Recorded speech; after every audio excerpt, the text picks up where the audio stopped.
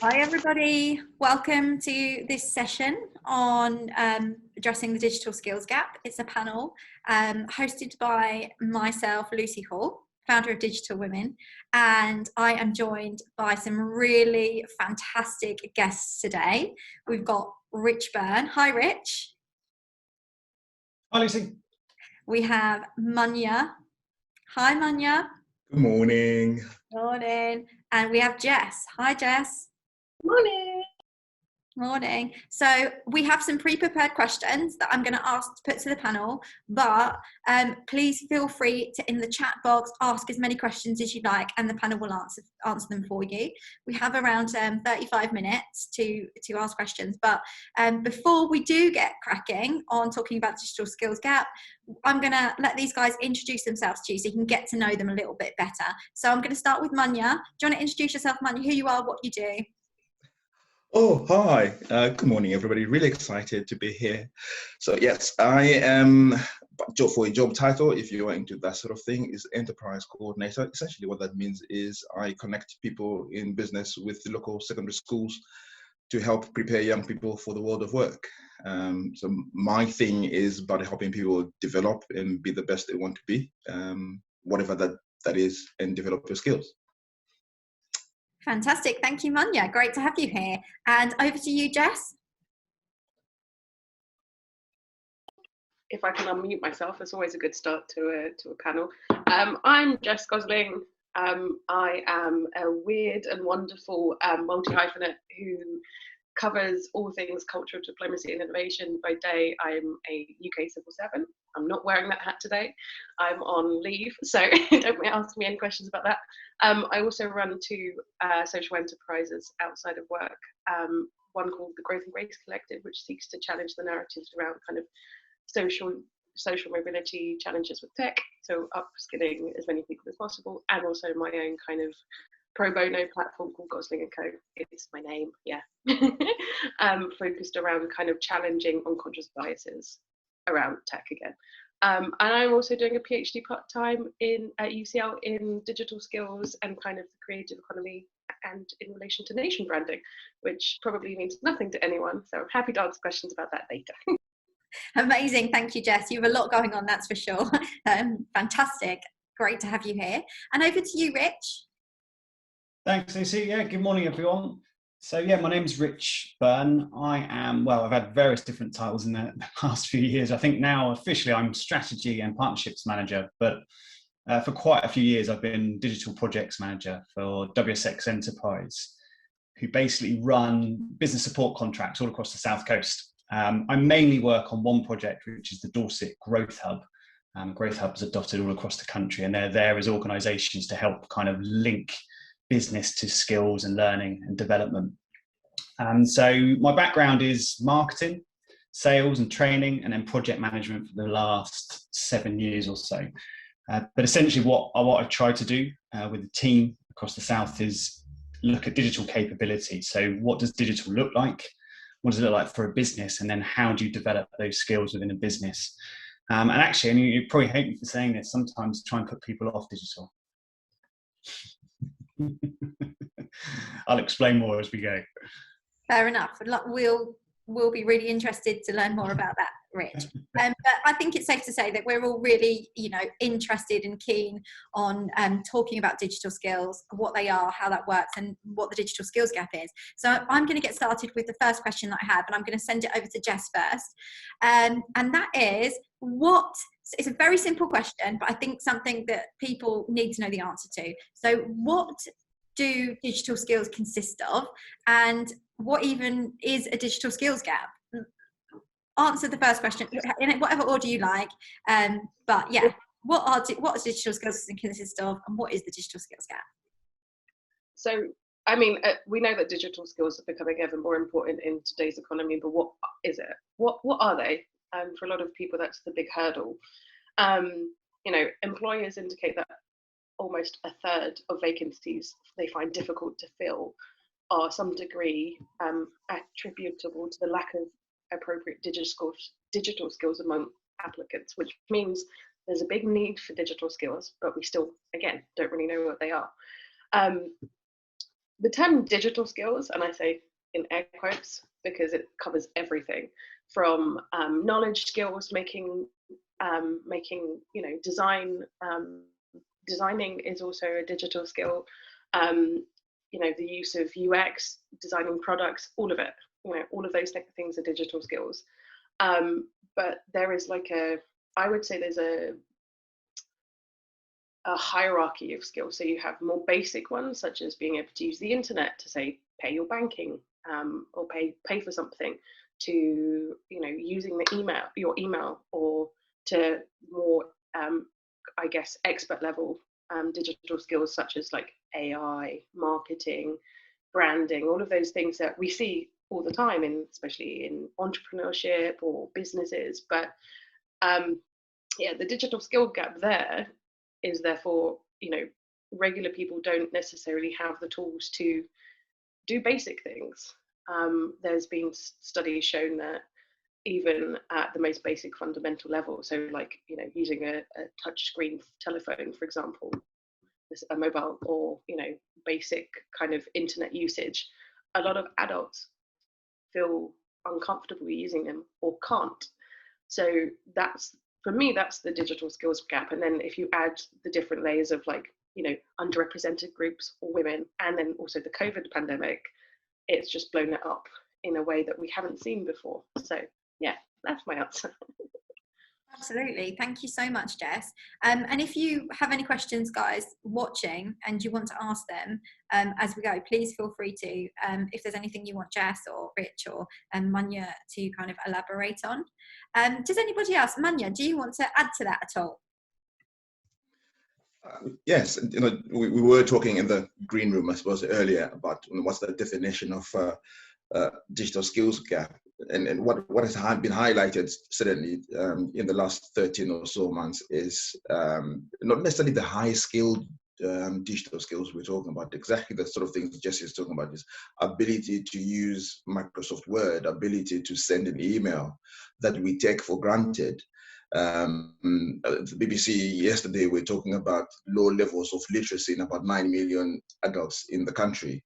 So if we have low level literacy skills, are people confident in using the basics of the gadgets we own? The track and trace products we have, for example, with COVID. So we really have to think about those basic skills in the first instance that enable somebody to then be able to take the next step in understanding coding and beyond that.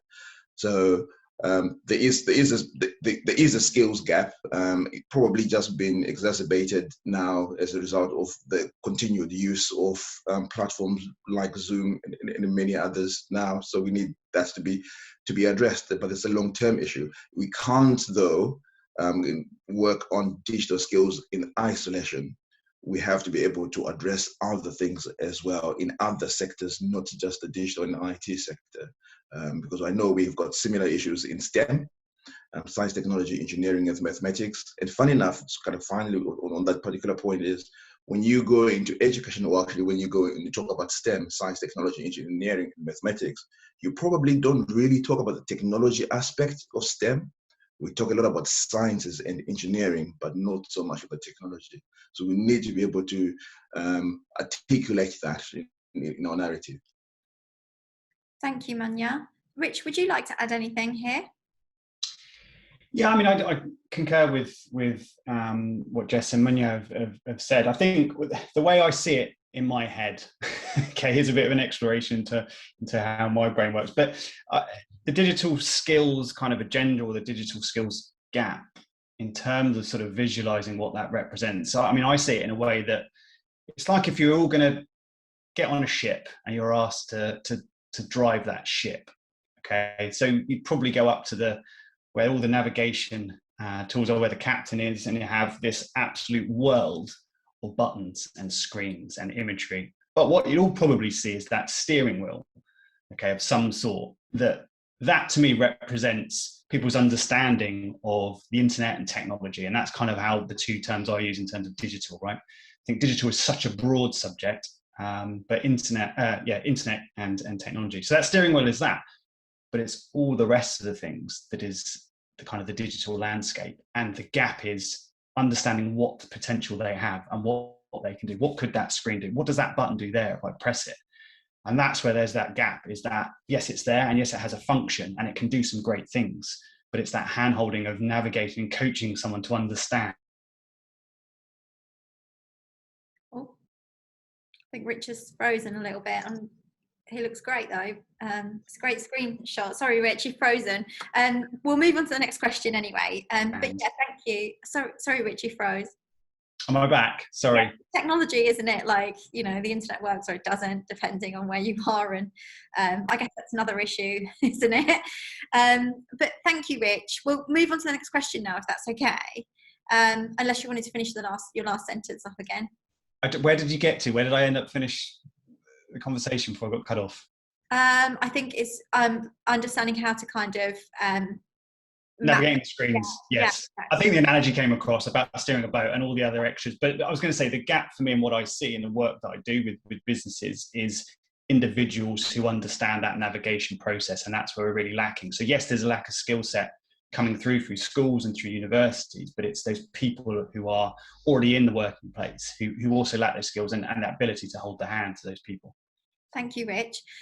We have some great questions coming through, which I can see Jess is getting stuck into in the chat box as well. So thank you for that, Jess. So I have another question here, and it's about why the digital skills gap is widening. So why is the digital skills gap widening, do you think? And I think the pandemic, has had something to do with that as well, the stuff that we've had to deal with over the last year. And for women especially, there was some data that we saw recently that shows that there's a sway towards, women, this affecting them a little bit more. I don't know exactly like how true that is or, what that means, but I'd love to put that question over to Manya, if that's okay to start with. And you have mentioned there, Lucy, that the pandemic has exacerbated the whole skills gap agenda. But also, let's not forget that there are people in areas where they can't access internet, for example. In rural areas, I live in Kent. I'm in Ashford in Kent, and if I drive 5 miles away from Ashford, internet becomes an issue.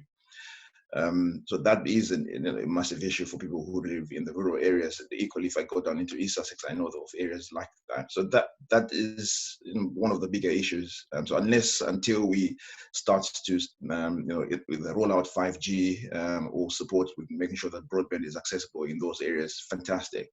But there's a little bit before that, which is with the education. It was the bit that I'm really curious and passionate about, is young people. And it's about embedding careers and skills across the curriculum. So the way to digital skills is not just through studying computing or computer science, but it's also about embedding it in every lesson, whether you're doing history and you're using things like artificial intelligence and business studies and many more as well within that. So again, specific to this country. At education people, my employer, we have in Kent, we have a common application process for young people who are leaving year 11 into sixth form, applying to sixth form or college. And based on the data we have, the top 10 searches for courses post 16 are psychology, sport, art, biology, business, history, etc. There isn't anything to do with computing there. I wonder how many schools in Kent, particularly or nationally, are running computing science, but also embedding those skills in digital skills across the curriculum.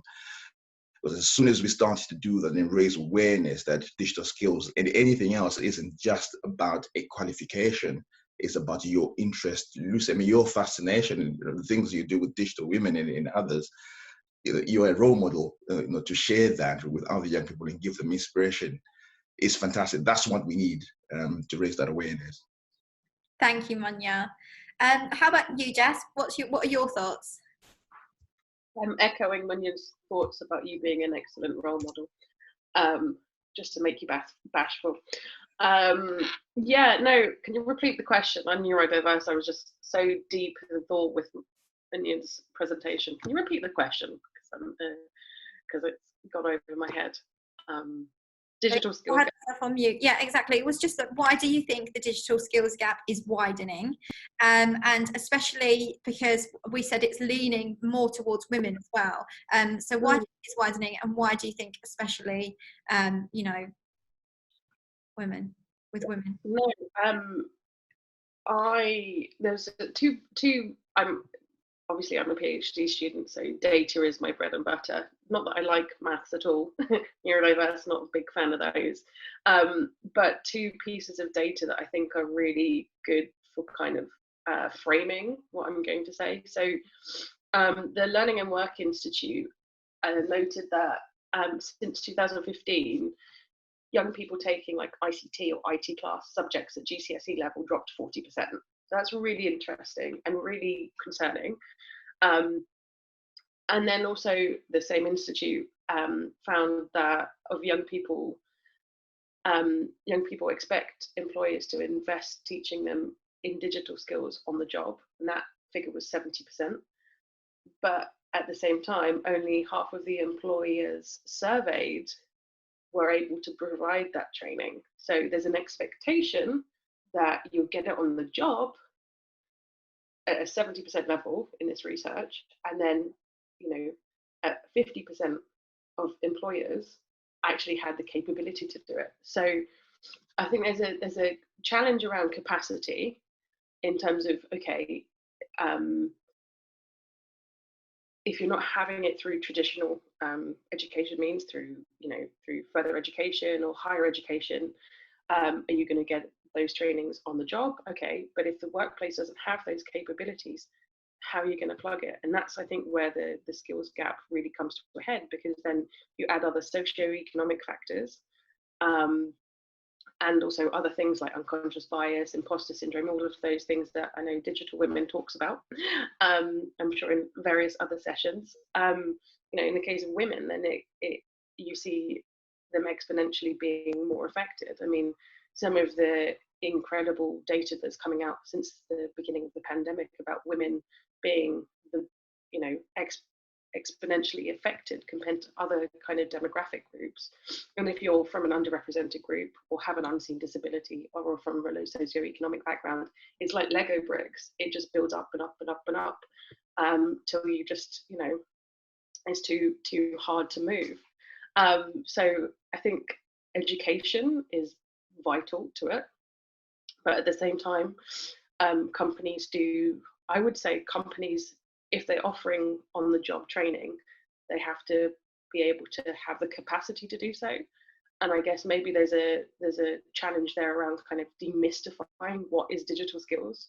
Like, how can you develop digital skills? So like, I'm totally self-taught because I'm a nerd, as you can see.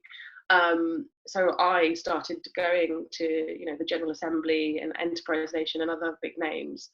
I'm now an instructor there because I just basically absorbed as much as I could. And there's a certain point, if you embrace your own learning and set your own goals, and put your mind to it, you can achieve anything. And I say that as someone who is from a low socioeconomic background, who is a woman and who is neurodiverse. Like, I was always told I didn't have the skill set for digital.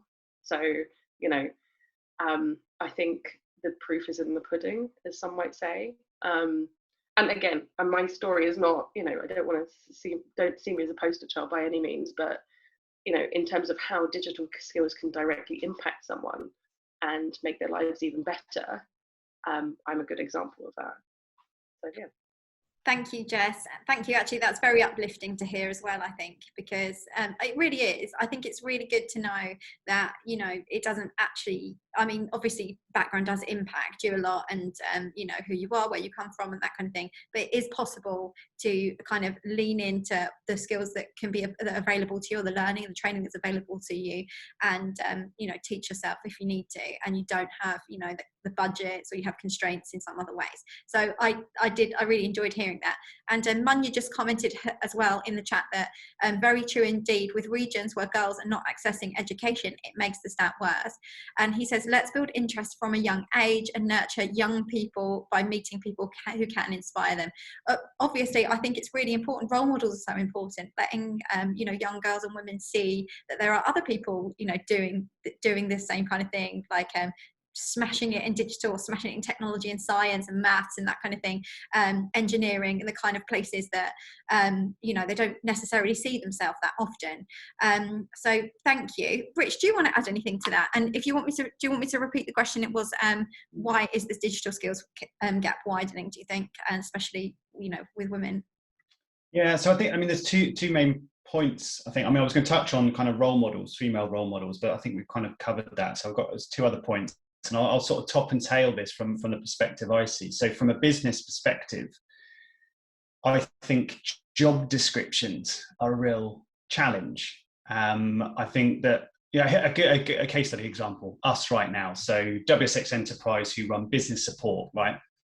We run projects to try and help businesses to develop their skill set, and in particular in digital.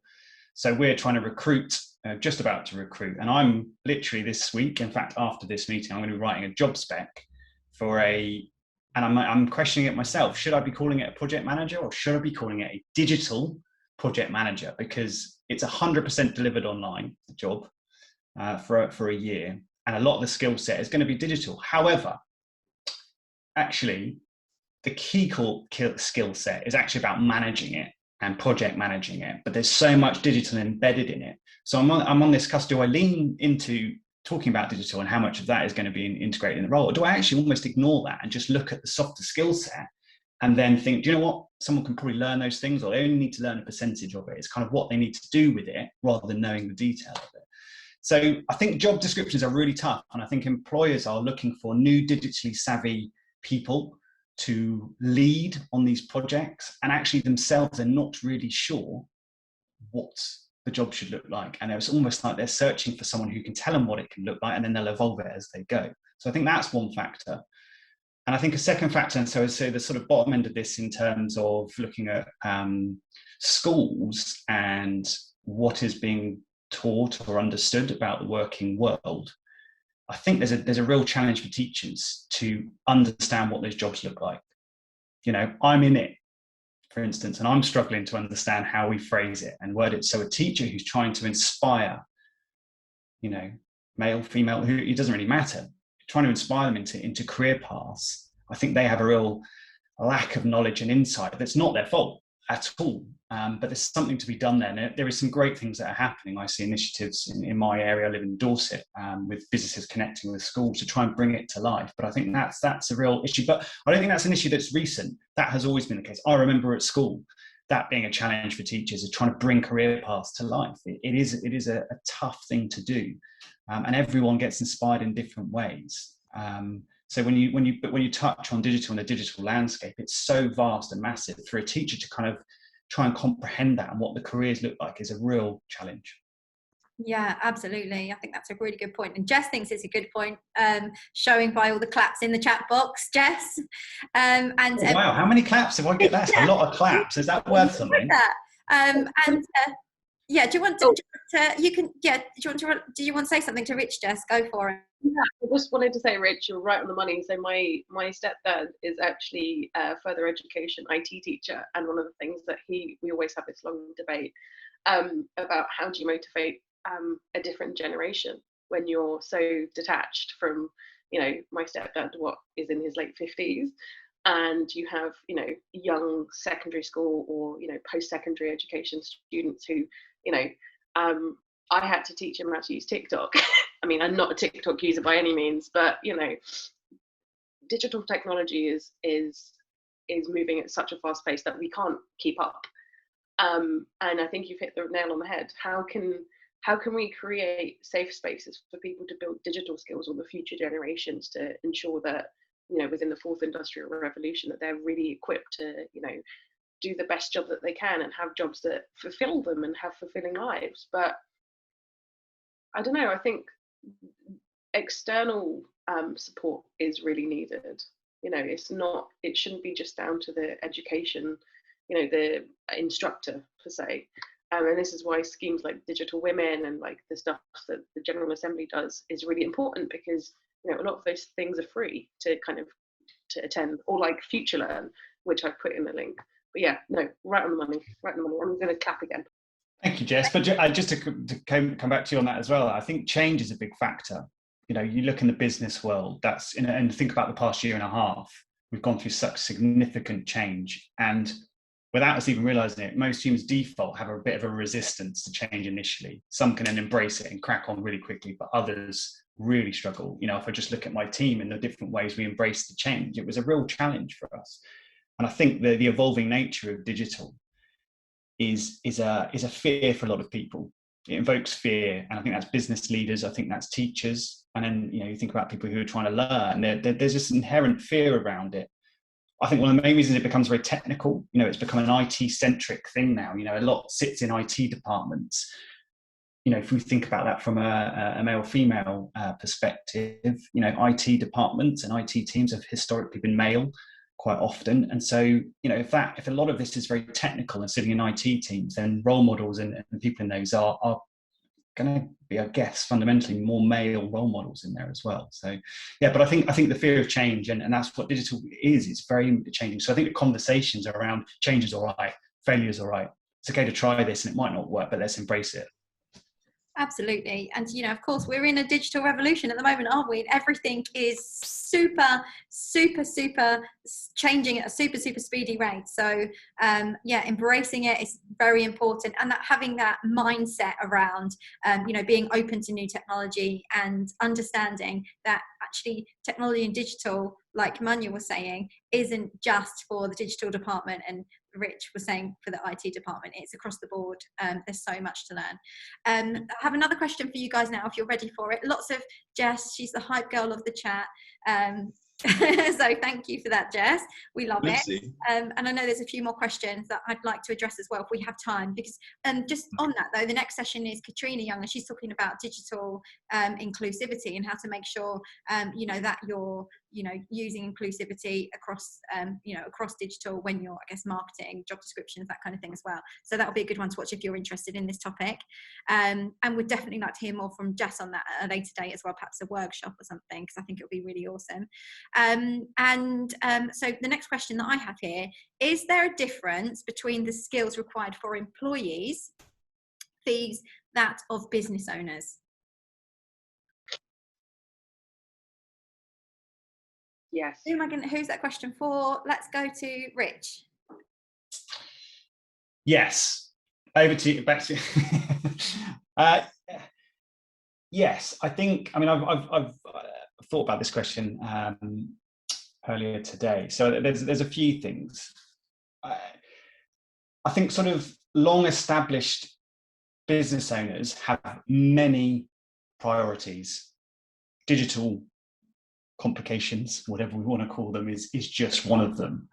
And I think quite often digital is like a hired gun type thing. It's something that they will hire in quite often to resolve a problem.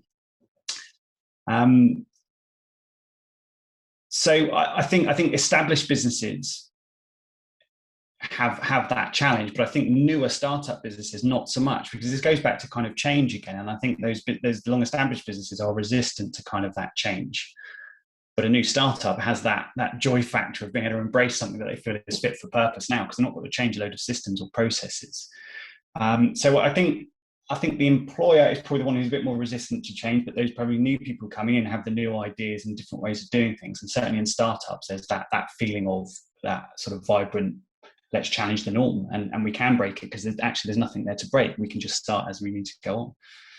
And also, so go back to the point in terms of other priorities that a business owner has and skill set. You know, I think a key thing that a lot of employers are also focusing on is soft skills, and that rising up in being an important element that sort of feels like it's being forgotten a little bit. But I think that's a really big factor, and that soft skill married up with digital skills is really important, because the distraction of digital, and that, so I'm not trying to be negative about it, but I sometimes have to be, because I do think it can be hugely distracting. You know, the marketing world does a brilliant job of making everyone think that digital is digital marketing, and it's not. It's so much bigger than that.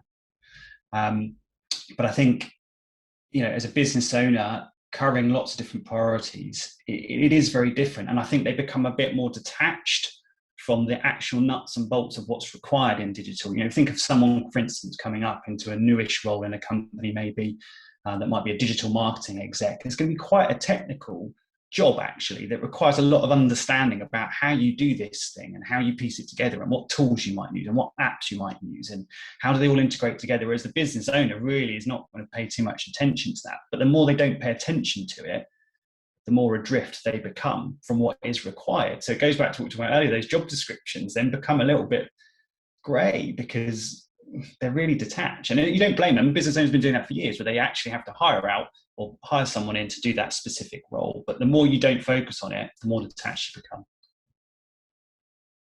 Absolutely. Thank you, Rich. Does Manya or Jess, do you want to add to that at all or echo what Rich is saying? Yes, absolutely. I mean, this panel is amazing. You guys you've got some great insights and some great advice that people in education, leadership, and politicians should really listen to and take heed, because I mean, the concept of job descriptions, I'll come back to the business owners versus employees but in a moment, and I did just put in the chat the job description element fits an HR function in my view, and we need to really review that and work it towards a skills-based, perhaps, or maybe make it vague enough. But because we are trying to fill what we think is a gap, so we will address that via a job title. I find it difficult to look for a job for the things that I want to do. I think I know what I want to do, but I can't find that right job that fits what I want to do because of the titles that are associated with it. So the employer might have this thing that this person, individual, that they want to do certain things, but they don't know what else. And maybe they were looking for a completed product. Whereas I suppose in many jobs, you don't probably want a completed product. You want somebody to come and learn and innovate and create. I'm not an employer, so I wouldn't necessarily know, but I'm assuming you want somebody to create and learn. And maybe also want, I was listening to the new owners of Wrexham Football Club who bought Wrexham, and they were saying, we don't know football experts, we are celebrities, but we are going to employ people who are much better than us, who know football, who are willing to learn and develop football. And that is what you are looking for from your employees, people who will flourish. But also, I think LinkedIn was saying, we will hire you expecting you to leave us at some point. We will develop you for that next stage, but we will leave you. You will leave because you've progressed.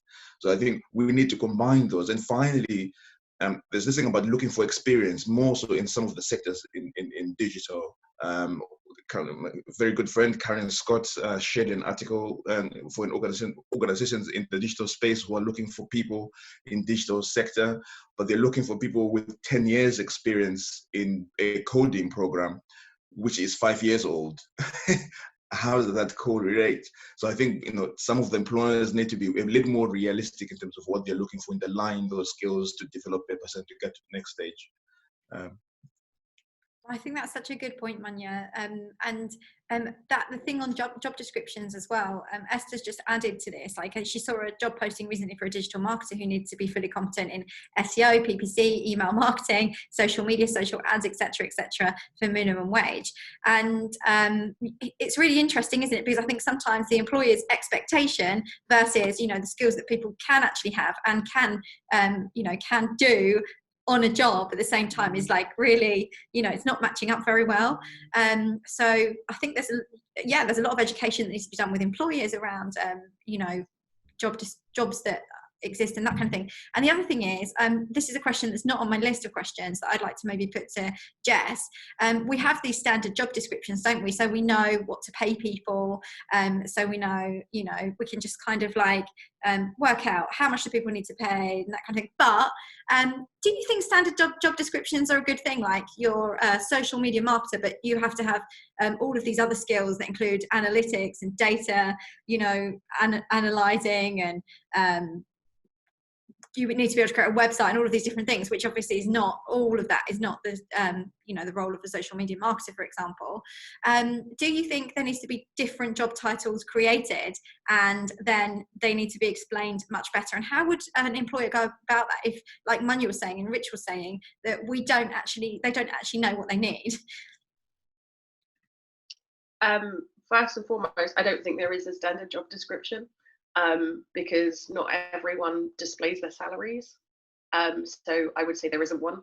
And if there was a universal job description kind of format we were all using, it would be a lot easier to find jobs that you could actually do. I think it also depends on the level of the business. Somewhere that is a lot bigger, has a lot, has a HR department, has very formalized ways of working, like PwC, JP Morgan, Google, all of these things, they have obviously very set processes. So, obviously when I'm not talking about those people, although, displaying your salary, there's an ongoing debate, I'm sure you've seen on LinkedIn and on the news about displaying the pay band. Display your pay band, display your salaries, because why would you ask for 10 years of experience and offer minimum wage as per Esther's? Like, no. I've had that before where I've applied to something and they're like, oh yeah, we'll give you, whatever. And I'm like, that's like 10 grand less than I'm making now. So obviously I'm not interested. But from a perspective of also kind of social mobility and underrepresented groups, the language that's used in a lot of job descriptions is not inclusive. There's a lot of words that will put women off. There's loads of research that's been done around kind of, describing words, the same words that, the same kind of attributes that you would describe, a male candidate, for example, as being like, innovative, assertive. A woman candidate could be assumed to be bossy or angry or all of these other things. And there's been lots of research that's proved that. But I think it impacts also the job description, because if you put in a lot of kind of gender focused words or language that isn't inclusive, you will put off a lot of people from applying to it. I mean, I've seen, one job, and also the thing is around titles. This is what Manu was mentioning about, and it goes back to something that I'm really, really against, is unpaid internships. We haven't talked about this yet, but that is a big part of education.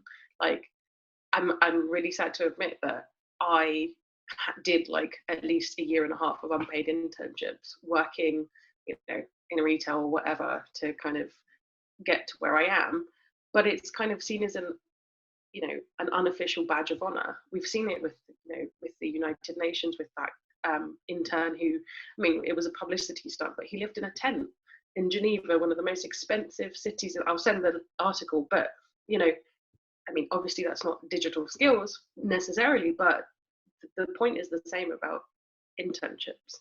Sometimes it's very unfair, and often, especially if you intern at a big city or wherever and your family's not from there, you have something what I call geographical privilege. So I was born and bred in London. My family are not from London, from where and everywhere, but I was able to rely on their support during those things. Not everyone's like that. Not everyone has that level of privilege, and it is a privilege, and it's an unfair advantage for a lot of people. And then when you add in, if you don't have support, or you're a single person, or you have kids, or whatever it is, the role of digital opens a lot of doors. But if you are still doing unpaid internships and are expecting people to work for free, full time, I've seen a lot of these things. And so, the whole kind of act around kind of, a lot of universities, so I go to UCL, they won't accept any job descriptions if it's not the living minimum wage, or if it's volunteering, you have to make it very, very clear. And I think that kind of focus is really, really good, but there's definitely more things need to be done, because, if you're saying people should, get experience in education and digital skills in more professional settings, internships, are a great way of doing it, but they should still be paid for what they do. and sadly I was in that field, so I know very, very personally about it, and it's something that I think would be one of my lasting messages from this panel is like, know your worth. You're worth more than the job description. Obviously, don't go crazy. I'm not saying charge someone £1 million, but have confidence that you are worth more than an unpaid internship. Or in my case, I did an internship, and do you know what I got back? Didn't even get expenses. I had lunch, which was a can of Campbell's soup and some bread. Literally, that was it. So, and that was a pretty decent internship. So, just remember that you're worth more than the piece of paper that they're trying to sell you for. Absolutely. Thank you. Can I just touch on something there, Lucy? Yeah. So just in regards to, well, if we go into the kind of the marketing world and just some observations that I've seen, I think that, so I help run something that's called Dorset Marketing Leaders Forum, which we're kind of growing little pocket communities. We're going to have a Scotland Marketing Leaders Forum, hopefully, and a South East one as well. But there's a lot of freelance marketers who I'm now connected with and who want to be involved in those groups. And I think that the point being, it does tie into what Jess was saying, is about the lack of understanding of kind of what marketing is about. And it's so vast and massive, almost like, there's digital and then there's marketing. There's such broad, big subjects. But there's a huge rise in freelancers because I think it's about this worth, going back to your point about the self-worth and understanding what's required. And a lot of these jobs, and it goes back to the comments in the chat about, advertising for a, entry level, really basic pay to do SEO, to do pay-per-click. These are all really quite advanced skill sets, I think, to be within a company. So I think marketers are starting to go, well, do you know what? This is undervalued. I'm going to go alone and do this myself, and then work with companies who understand the true value. I mean, the ongoing funny scenario that we talk about in the Marketing Leaders Forum is that marketers are sort of deemed as the colouring in department to a lot of business owners. They're the team that are colourful, but the team that do all these things and don't really understand. But yeah, we should have a marketing team, shouldn't we? And that has been there. I've been in marketing for almost decades, and it's always been there. And it's only the digital kind of introduction that has increased that level of lack of understanding, I think, in a lot of organisations. But what I see with a lot of startups and new businesses, is those entrepreneurs and those business leaders, male or female, who embrace marketing and digital from day one. And if they have that marketing and digital mindset, their growth trajectories are far greater than those that don't. But in general, if people just don't understand something or don't get it, it's just a huge lack of miscommunication. And then that's where you see the wrong job descriptions. People say, hey, this is a 12 grand job, for actually what should be probably a 30 grand job. Absolutely. You know what, guys? We are coming to the end of this session, and I think we could do another hour. I think we could keep going because we're just going to go over to Katrina's session now, and she's going to be talking about digital inclusivity, which I think is actually really nice.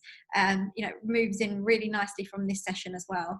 And I did have a final question, and that is, what can people do to get a head start and making sure they get their skills they need? I don't think we're going to be able to answer it right away. So I think what we should do is we should plan to do another panel, I think, in the coming weeks, if you guys are up for that, and just answer everybody else's questions, because I think there's so much more to explore.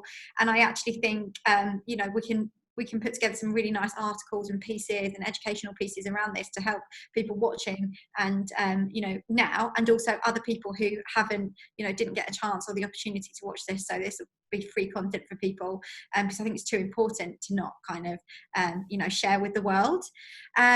If you want to connect with these guys on social media, Jess, where can people go find you? I put my contact details right at the top of the chat.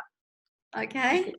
Right at the top. And before we go, there's one thing that you read in the next week. Go and read that, because it's got loads of free courses on FutureLearn. Go and do them, because they're with Accenture. They're really, really good. Brilliant. And that is actually a really great resource. I've definitely looked at it myself, and I will share this afterwards to all of you as well. Manya, where can people find you and connect with you? LinkedIn. My name is right there. There are not that many Munya Badzes on LinkedIn. Thank you so much, Manya. And Rich, it looks like he's got a QR code there. He's already set up for this. So perhaps this is a little session that Rich can do to teach everybody how to do that, so that we're all geared up on Zoom for for success with our QR codes. It's really great, actually. So that you can set that to be whatever you want, basically. But that goes to my LinkedIn profile and a couple of other things. But yeah, it's really cool. It's really simple to do, and it's free as well. Yeah. Or maybe no, we've got to go, haven't we? I was going to put it in the chat, but we don't have time to find it. Oh, well, thank you. Yeah, we do have to go, because we've got to get set up Katrina's session. But like I said, we could have done this for ages and ages and ages. Feel free to connect with this, guys. Thank you so much, Jess, Munya, Rich. You are amazing. And you will be seeing more. Digital Women community will be seeing more from these guys, I hope, if they don't mind, because I feel like we've got a lot more to talk about and a lot more to say.